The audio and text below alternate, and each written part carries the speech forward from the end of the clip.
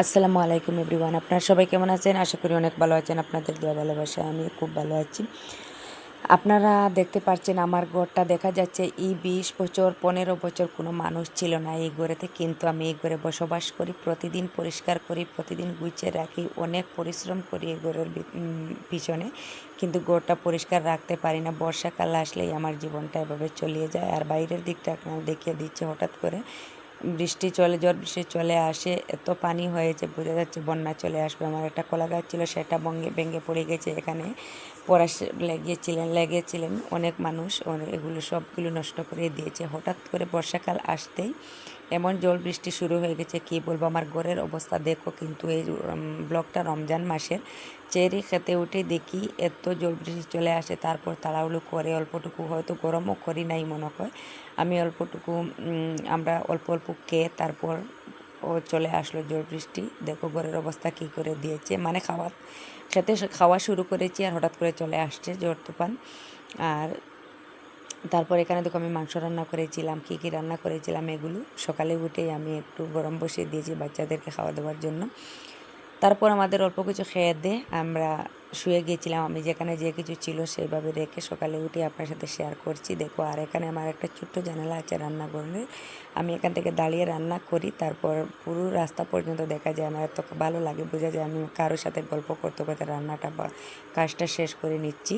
কারণ একদম মানুষ যাওয়া আসা, গাড়ি যাওয়া আসা সব কিছু দেখা যায়। আমার উঠেই সকালে উঠে আগে জানালাটা খুলে নিতে হয়। তারপর দেখো এখানে আমি কিছু তরকারি গরম বসিয়ে দিয়েছি বাচ্চাদেরকে খাওয়ার জন্য। আর ঘরের আমি সেদাগুলো দেখিয়ে দিচ্ছি আপনাদের। আর এই দেখো লাকড়িটা নষ্ট হয়ে গিয়েছে পানি পড়তে পড়তে, এই অবস্থা আমার জীবনটা।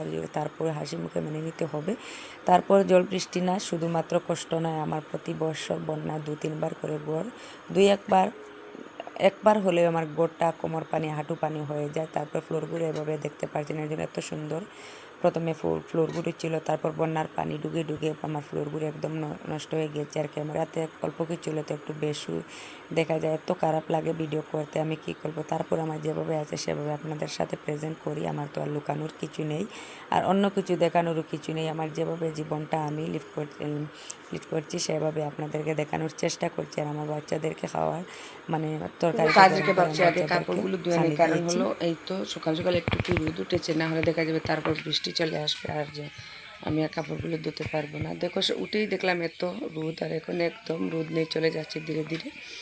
রোদ দেখছেন, এত খারাপ লাগে যে মেঘের দিনে এই অবস্থা হয়ে যায়। আমার বাড়ি ঘুরে ঘুরে যেরকম দেখো, বাইরে যেরকম ঘরটাও সেরকম।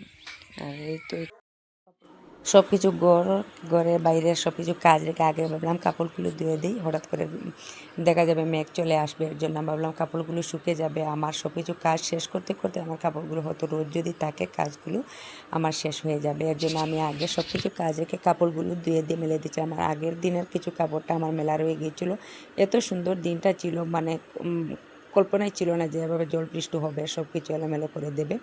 আর এই তো এই পাওয়ার লাইনটা দেখতে পাচ্ছেন, এই পাওয়ার লাইনের খুঁটিতে আমাদের জীবনটা শেষ করে দিয়েছে। এই ঘরে আমাদের কষ্ট করাচ্ছে, কি বলবো, এই ভিডিওটা অন্যদিন আপনার সাথে বলবো। ধুয়ে এসে মাত্র বিছানাগুলো গুছিয়ে নিলাম, আর দেখো অন্ধকার, কারেন্ট নেই, আর এখনও সব কাজ রয়ে গেছে, একটার পর একটা করে নিচ্ছি। একসাথে তো সব কিছু কাজ করা যাবে না। দেখো আমি 2টা বিছানা সুন্দর করে গুছিয়ে নিয়েছি। আর এই তো রোদ দেখেছিলেন, এই তো দেখো আবার মেঘ আসবে বোঝা যাচ্ছে। এই অবস্থা, এই বর্ষার দিনটা এমনই হয়। বাসন সবগুলো আমি এখানে একটা গামলাতে জমা করে রেখে দেবো। তারপর সমস্ত বাড়িঘর ঝাড়ু দিয়ে এই গরদার মুছে ওরা খাওয়া দাওয়া করবে 1টা-1:30, ঠিক আছে। আমি এখন আর এই ছোট্ট বালতিটায় আমি সব কিছু ভাত রাত্রে যেগুলো মানে বাচ্চারা খেয়ে দেয় তাকে, বা কিছু যাবা মানে অনেক কিছু রাত্রে হয় না রান্না বান্না করে কিছু জিনিস মানে তাকে, এগুলো আমি ডাস্টবিন হিসাবে বলতে পারেন এটা ব্যবহার করি। আর সেদিন চেরি খাওয়ার পরে তো ঝড় তুফানে সব কিছু এলোমেলো দিয়েছে। আমি জায়গা মতো সব কিছু রেখে শুয়ে গিয়েছিলাম, এখন আবার বালতিতে রেখে একটু দূরে ফেলে দেব। আর এই তো কাপড় বিছানাটা গুছিয়ে ঘরটা ঝাড়ু দেয়নি, আগে ভাবলাম সব কিছু তো টেবিলের উপর রাইস কুকার, মেজে, ইন্ডাকশন সব কিছু চুলাতে পানি পড়ে গিয়েছে, এগুলো মোছামুছি করে নেই। আর যদি মেঘ এরকম জল বৃষ্টিও না দেয়, প্রতিদিন আমি উঠে আগে সব কিছু মোছামুছি করি, তাহলে দেখা যায় প্রতিদিন একটু সারাদিনের ধুলাবালু চলে আসে, এগুলো পরিষ্কার হয়ে যায় আর ভালো লাগে। সব কিছু উঠি আমি একটু মোছামুছি করে নেই, মানে ভালোই লাগে হাত দিতে, সব কিছুতে সারাদিনের ধুলাবালু একটু উঠে না, তাই এরকম অন্যরকম হয়ে যায়। যেগুলো ধুতে হয় ধুয়েলাম, যেগুলো না ধুলে হয় সেগুলো মুছে রেখে দিই। আর এটা একটা প্রতিদিন আমার বলতে পারো কাজ। আর আজকে তো আরও বেশি বেশি কাজ করে দিয়েছে, সব কিছু উঠি মুছতে হচ্ছে, না হলে এত পানি জমে গিয়েছে। এই উপর দিকে সব কিছু পানি পড়ে টিনগুলিতে অনেক সেদা আছে, তারপর চারিদিকে ঘরের তো আপনাদের দেখালাম অনেক বড় বড় সেদা। তারপরে ইটগুলো তো প্লাস্টার করা নেই কালার করা নেই কিছু। এগুলো দিয়ে ভিতরে যদি বেশি জল বৃষ্টি হয়, এগুলো ভিতর দিয়ে সব কিছু পানি ভিতরে ঢুকে যায়। আমি এটার ভিডিও আগেটা দেখে দিয়েছি আমার রাত্রে, মানে নিচের দিক থেকে কীভাবে মানে বন্যা হয় সেরকম মানুষের ঘরে পানি হয় না, আমার যে ঘরে যেরকম পানি হয়। তারপরে এটা এখানে একটা কালো কাপড় দিয়েছি, কারণ এখানে আমি গ্যাসে যখন রান্নাবান্না করি দেখা যায় অন্য কালার কাপড়গুলো দিয়ে দিলে এত তাড়াতাড়ি নোংরা হয়ে যায়। এটা যদি 7-10 দিন পর আমি খুলে ধুয়ে দিই, মানে এখান থেকে উঠে ধুয়ে দিই, তেমন একটা নোংরা দেখা যায় না। আর তো এখানে মসুরি ডাল কিছু ডিব্বাগুলো, যেগুলো আর কি প্লাস্টিকের ডিব্বা তাড়াতাড়ি ধুয়ে পরিষ্কার করা যায়, এগুলো আমি এখানে রাখি।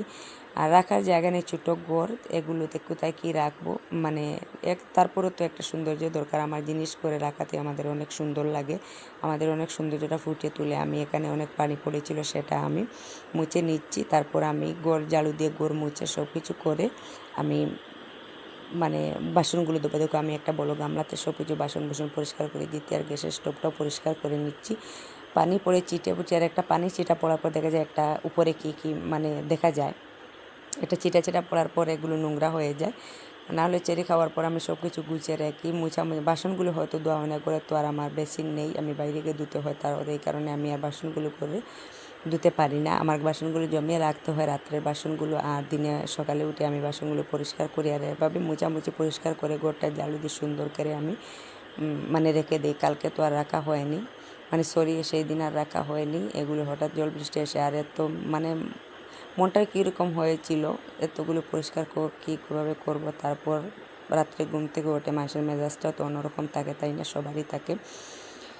ঘুম থেকে উঠে এরকম যখন শুরু হয়েছিল কি বলবো, আর মনটা একটু ভালো ছিল না, আমি সেভাবে গুছিয়ে নিই না। আর এখানে মসজিদে মেসাবের সেহরি ছিল আমার, সকালে তুহিনের পাপা মানে টিফিনটা নিয়ে এনেছে, এখানে মাংস রান্না করেছিলাম, 2 পিস মাছ রান্না করে দিয়েছিলাম। আর কি ছিল এটা, পরাশ ডাল ছিল, ভাত ছিল, দুধ পিঠা, আর মানে বিরান ভাত ছিল, সেটা খেজুর দিয়েছিলাম। এটা চলে আসছে, ভাবলাম। আর মেসাব কিন্তু বলে দিয়েছে এটা ফেলে দিবে না, আমি চামচ দিয়ে উঠে খেয়ে নিচ্ছি। সব কিছু রয়ে গেছে, মাছ 2 পিস খেয়ে নিচ্ছে, অল্প কিছু মাংস কিনেছে, সব কিছু অল্প খেয়ে নিচ্ছে। আর চেরির সময় তো খাওয়া দাওয়া করা যায় না, অল্প কিছু ঘুম থেকে উঠে তেমন একটা ভাত খাওয়া যায় না, অল্প খেলেই আমাদের হয়ে যায়। দেখো মেসাব এটা দিয়েছেন, আমি সেটা মানে খুলে দেখছি, রাখবো না ফেলে দিব। তারপর দেখলাম সব কিছু সুন্দর আছে, আমি আর এই জিনিসগুলো ফেলে দিয়ে খাওয়া যাবে, বাচ্চারাও দিনে খাই নেবে। আমার 2টা বাচ্চা আছে তো। আর এই বছর আমাদের ছোটো ছোটো হুজুর গুরু লেখা হয়। এবছর আমাদের প্রতি বছর রমজান মাসে যে ছোটো একজন মেচাপ থাকেন, উনি ওই বছর আসেন নাই, না হলে দেখা যায় 2-3 জন হয়ে যেত আমার রমজান মাস। আর রমজান মাসের অন্য মাসগুলি যেভাবে থাকে, রান্না খাওয়া দাওয়া সব কিছু আমার করতে হতো। যাই হোক, চলে আসলাম আমি ঘর ঝাড়ু দিতে, ঘরটা ভালোভাবে ঝাড়ু দিয়ে দিচ্ছি। আর প্রতিদিন সকালে উঠেই একবার যদি আমরা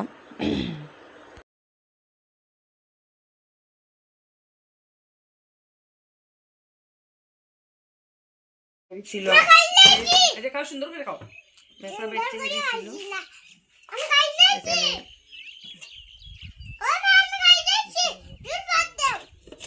রাত্রে মেসাবের চেহারি পাঠিয়েছিলাম মসজিদে।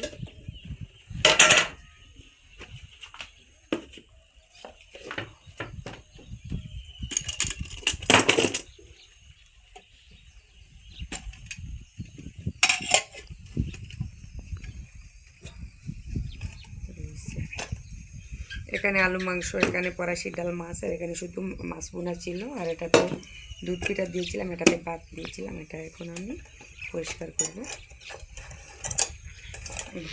এবারে ও দাঁড়ো দিয়ে তুই পুরা দেখা যার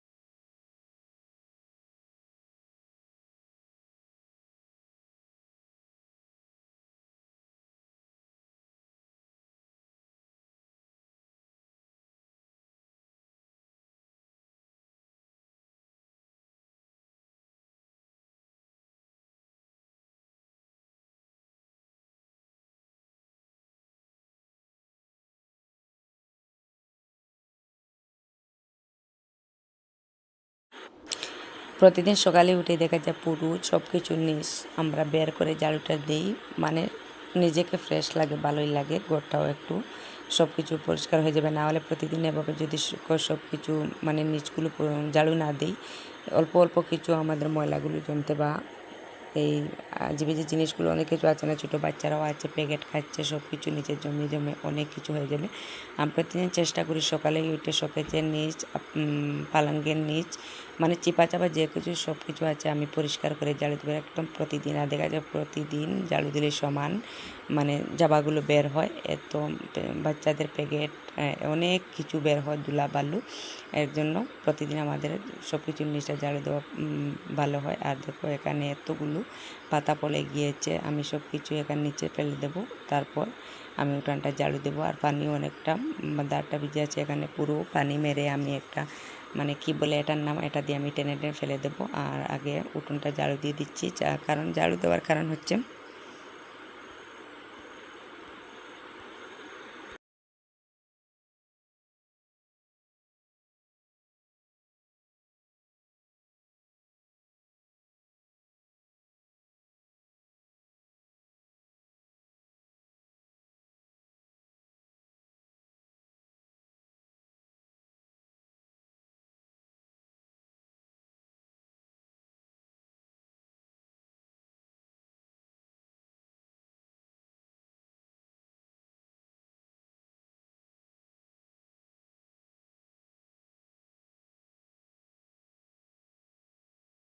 আর আগে উঠোনটা ঝাড়ু দেওয়ার কারণ হচ্ছে যে কিছু কিছু পানি জমে গিয়েছে, কিছু না অনেকটাই পানি জমে গেছে, ছোটো ছোটো বাচ্চা চায়, বাচ্চারা তো পানি পেলেই তো কি বলেন এখানে ধান লাগানোর মতো করে দেবে। আগে ভাবলাম এগুলো ঝাড়ু দিয়ে পাতাগুলো সরিয়ে নিয়ে একটা উঠোন বাড়ি জর্জরা হবে, বা পাতাগুলো পরে নিলে পানিগুলো আমি একটা ঝাড়ু দিয়ে সরিয়ে দেবো জায়গা থেকে, এগুলো রোদ উঠেছে, পুরো উঠানটা জর্জরা হয়ে যাবে, দেখতেই ভালো লাগবে, হাঁটাফেরা করতে ভালো লাগবে। আর বাচ্চাই দেখো আমি এখানে কাজ করার জন্য চলে আসছে, মানে ময়লাগুলো টানতে বা পানি হলে তো তার হয়ে যায়। এখানে পানি দেখছেন, আমি দেখবে একটা ঝাড়ু দিয়ে আমি অন্য জায়গায় যাবে, একটা পুকুর সমান পানি হয়ে যায়, তো পানি জমে যায় এগুলো নিচু জায়গায় জায়গাটা। এখানে ভাবলাম আগে দেখো আমি যদি ঝাড়ু দিয়ে এভাবে পানিগুলো সরিয়ে দিই তাহলে একটু জর্জর হয়ে যাবে, পানিগুলো শুকিয়ে যাবে, আর উনি আর চান্সটা পাবে না এখানে পানিটা মানে আইয়া এসে নাড়াচাড়া করার বা এখানে খেলাধুলা করার। এর জন্য আগে আমি উঠোনটা ঝাড়ু দিয়ে দিচ্ছি, পানিগুলো সবগুলো যাচ্ছে না কিন্তু ধীরে ধীরে চাপবে, আর একবার আমি ঝাড়ু দিয়ে মুছে দেবো, তাহলে একদম পরিষ্কার হয়ে যাবে। তারপর চলে আসলাম ঘরটা যার মানে ঘরটা মুছতে। আর এখানেও বাসনগুলো আমার সব কিছু জমা করা আছে, রমজান মাস তো খাওয়া দাওয়ার তেমন একটা চাপ নেই, উঠেই বাচ্চাদেরকে খাওয়া দাওয়া করে নিয়েছি। আর তারপর ভাবলাম বাচ্চারা বাইরে খেলাধুলা করছে, আমি ফ্যানটা ছেড়ে দিই আর ঘরটা মুছে নেই। আর ঘরটা মুছে নিলে আমার কাজটা শেষ হয়ে যাবে, আমি শুধুমাত্র বাসনটা মাজবো, তারপর আমার কাজগুলো শেষ হয়ে যাবে। আমি ঘরটা মুছে নিচ্ছি। আর ঘরটা মুছবো কি বললাম না, বন্যা প্রতি বছর এসে এসে আমার ঘরের ভিতর বারান্দার ভিতরটা আপনারা দেখতে পাচ্ছেন ফ্লোরগুলো এত নষ্ট করে দিয়েছে। মুছলে ঝাড়ু দিলেই যেরকম, না মুছলে সেরকম, তারপরে তো নিজের একটা হাঁটাফেরা বা চোখের একটা ভালো লাগা বা নিজের একটা শান্তি লাগা বলেন, কাজগুলো করতেই ভালো লাগে। আমি কোনো একদিন দেখা যায় 2-3 বার ঘরটা মুছি, এই তো একটু সাদা সাদা হয়ে গিয়েছে, আর বাচ্চারা আছে তো একটু পায়ের চাপ পড়ে যায়, একটু ধুলাবালু চলে আসে, আমি এক মিথ্যা কথা না 30-35 বার আমি ঘরটা ঝাড়ু দেই। আমি একদম ধুলাবালু একদম নোংরা জিনিসটা আমি একদম মেনে নিতে পারি না। আমি 2-3 বার ঘরটাও মুছি। অল্প কিছু পানি পড়লেই পুরো ঘরটা মুছবো, অল্প কিছু নোংরা হলে পুরো ঘরটা ঝাড়ু দিব। দেখো এটা একটা ভেঙে গিয়েছে, আমি পুরো পানিটা মেরে এই আগে মুছে দিয়েছি, তারপর এটা দিয়ে আমি পানিগুলো ফেলে দিচ্ছি। আর কতটুকু ময়লা বের হচ্ছে দেখতে পাচ্ছেন, কতটুকু নোংরা পানি বের হচ্ছে। পুরো বাইরের দিকের জল বৃষ্টির পানিগুলো একদম বারান্দায় ভিতরে চলে আসে। তারপর পরিষ্কার করে নিচ্ছি।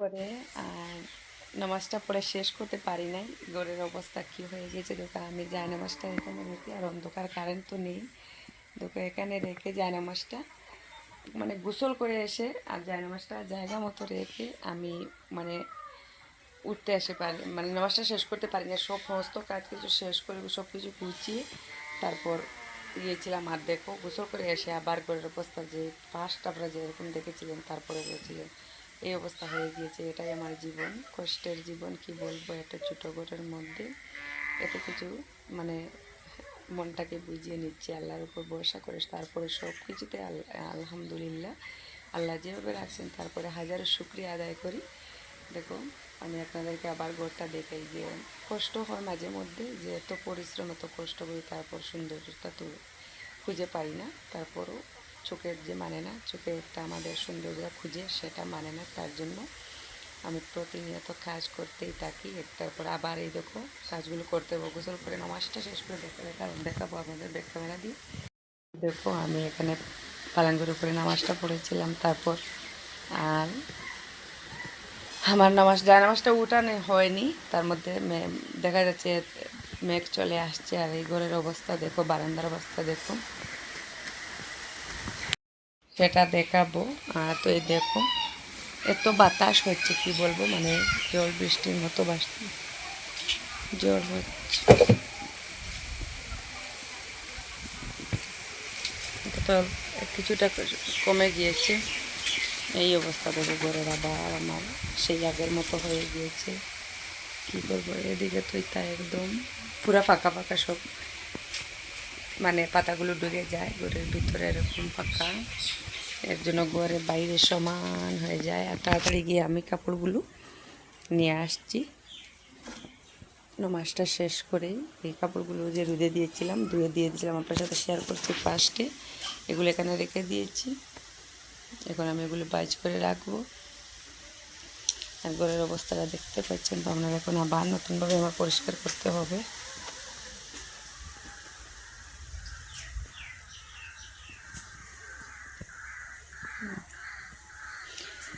আর আজকে বেশি একটা রান্না করার চাপ নেই, আপনাদের বাইয়া করে নেই। আর আমি কাল রাত 12টা অবধি আমি রান্না বান্না করেছি, কারণ কালকে প্রথমে দেখিয়ে দিলাম তো মসজিদে মেচাবের আমাদের খাওয়া দেওয়ার ছিল।